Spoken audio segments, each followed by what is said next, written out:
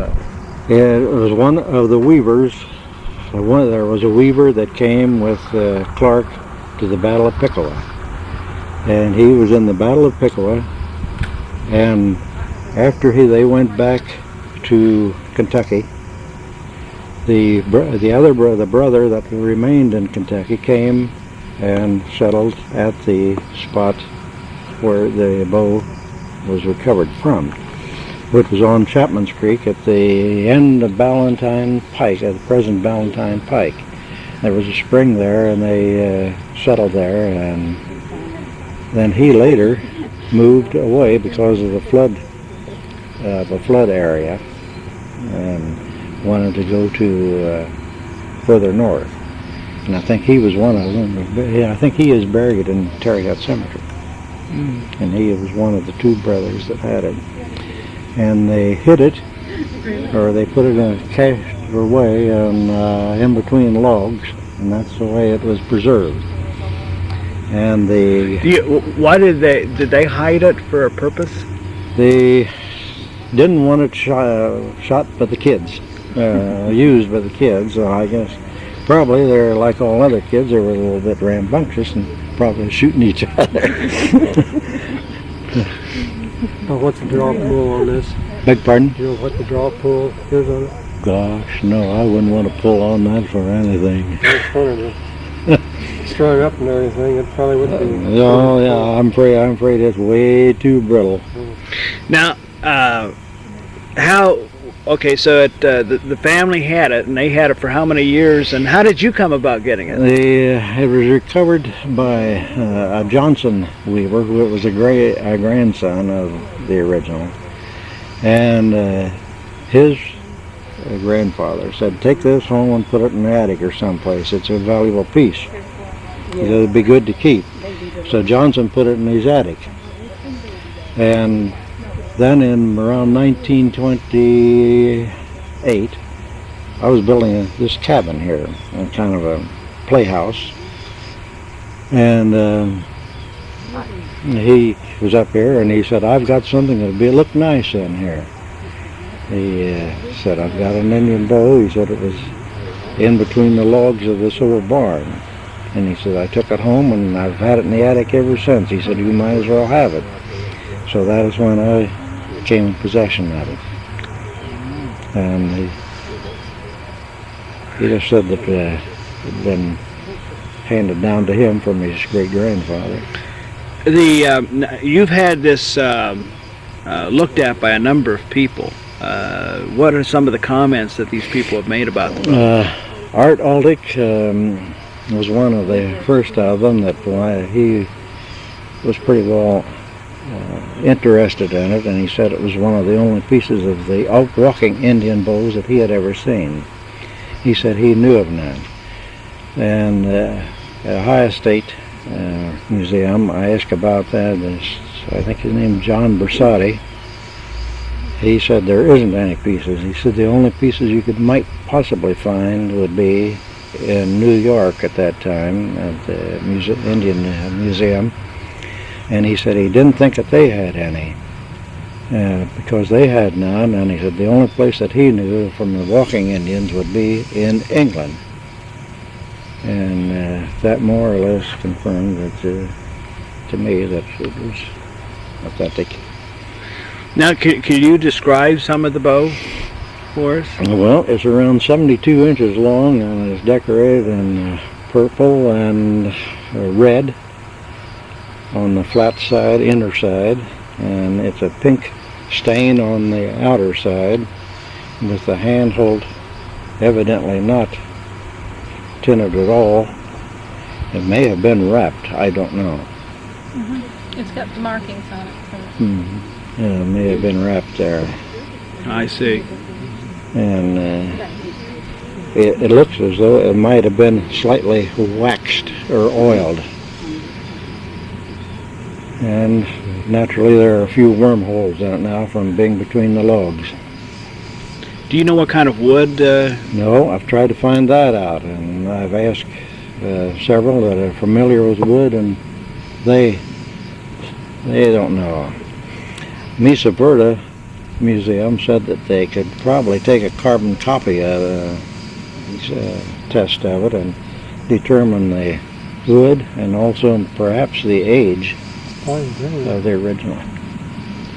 How would they do that? Would they? You have to send the bow to them, or You'd have to cut a piece out. Oh, Damage the boat. Yeah, it's kind of like that Carbon. Shroud of Turan for a long time. Uh-huh. Finally, when they cut it, they discovered that it wasn't as old as they thought it was. Well, perhaps But- that could happen to even this. But Yeah, but who would want to do that? I Mhm. don't even know where you take a piece that wouldn't really show on the bow. well, there's evidently been a piece broken there. But I've asked several of what kind of wood they thought that it might be. there was a museum in Cody, Wyoming that was interested in that. They would like it, and there was one in Illinois they would like to have. He was an individual that would like very much to have it. And the Smithsonian was inquiring about it, weren't they? They said they had no way of knowing. I was inquiring about, at the time, I was inquiring about whether the markings on it would give me an idea of what Indian tribe might have it. Were they able to tell you anything about the markings? No, they said that came up to an individual, perhaps in the, whoever made it or whoever used it. Everybody designed their own bow the way they Yeah, wanted they- it. yes. Mhm. No, the modern Indian bow from out there is a much shorter one. They're only about so. And, but they show a little like this waxy texture on it, like it'd been oiled. Theirs are oiled too. Now this hasn't been waxed or anything since you had it. Nothing. Mhm. I- So that's the whatever it is whatever, original. that is all original, and some of this is soil, dirt, you might say.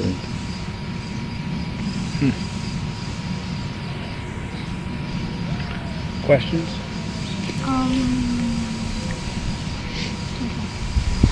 We got a lot of comments, I know, that Rena made on why it's painted the way it is, but we can do Yeah. that later. We have next month in September, we are what they call repatriating our Indian bones. Mhm. We've had Ohio State University did a study on them, got all the stuff done. So what we're going to do is rebury the Indian bones, and we have from Oklahoma coming in some Shawnee Indians, real Shawnee Indians, and at that weekend we would like to have you there with a real Shawnee Indian and with maybe Bill from the Historical Society and make a big newspaper thing out of it, saying then what we're going to do is this will go on display and we're going to see if the children of Clark County will send in their pennies to save this, Well, when I say save it, it's already saved, but you have to, it's just like our roll roller. We know we have the roll roller, but you have to make a plea on it, and so we'll say the children of Clark County can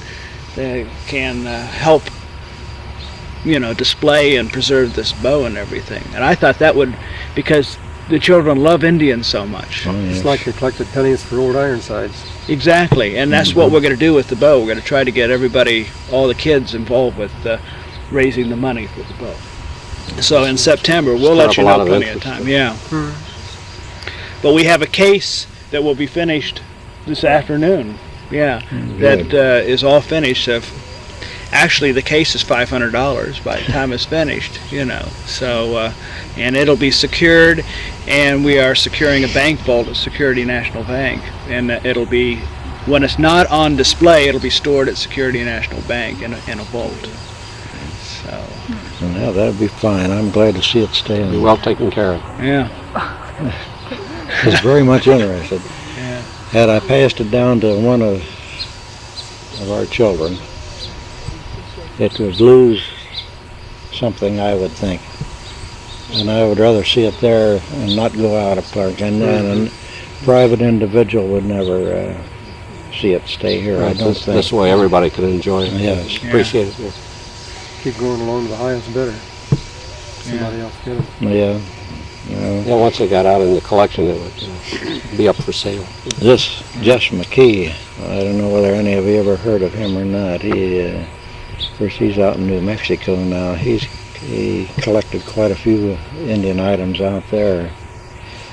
He's got a tremendous collection of Indian items as well as guns. He's got a collection of guns that's out there. Well, they just got an original, what is it I want to say? It's a local gun, you mean? Yeah, the popular gun maker. Colt? No. Remington? No, the muzzle loading. Oh, What's the C? The kit. Winchester? Yeah, this, Who is it, Betty? What guns got? BB and the mother- Clippinger. No, And I'm thinking of the. You got Is it the modern made one? no. In the muzzle loading the type. Springfield muzzle loaders. I've got a nice Springfield too. also at the end of September 30th to be exact, we're having our second, this is the second time we've done it. It was really popular the first time. We have a made in Clark County gun show at our office at 818 in the back. And this is when old Clip brings all his Clippingers and BBs over. And Freddie Beck, you know Freddie? Oh yes. And we traded Freddie a rifle for 5 Springfield guns about 4 years back, and so he comes down, brings his Clippinger, and we're going to put, since the bow was made in Springfield, I mean before it was Springfield, It's in Clark County, at least. we'll put the bow on display. And we'll want you to come and to be there during the day. Now in September, now we're going to Cody, Oh, and the 7. 7th Oh, well, this is the 7th end of to the September. 14th. 7th to the 14th. oh, well, you'll be back. Yeah. So remember that now in terms of the Indians. Yeah. The Indians Well- between the 7th and the 14th. It'll have to be after that. Well, hopefully they can try and get here that weekend before. That's what she's shooting for right now. It's Labor Day. Because Labor Day she thinks weekend. that'd Are be you our best around on shot. Labor Day? We'll Basically, Labor. when they come, they come. I mean, they're coming from Oklahoma, and we can't. That's it. You know, they're going to be here. That's it. So if we have to take 2 photographs and glue them together, we may have to. You know. When But is it's when been is done, Labor Day? believe Is me. it early or late? I don't September know. 3rd, You know, 4th, they around drive all the there. way from Oklahoma. You can't say you can't be here. That weekend. Well, you'll be here then. yeah, I don't think we'll stay longer than that. Uh-huh. I will be persuaded right up into the Tetons again. I don't want to ride. Well, I love those mountains up there. Have you ever ridden up in there? Not up, just we went down through the valley. What is that river? The Snake River? They go.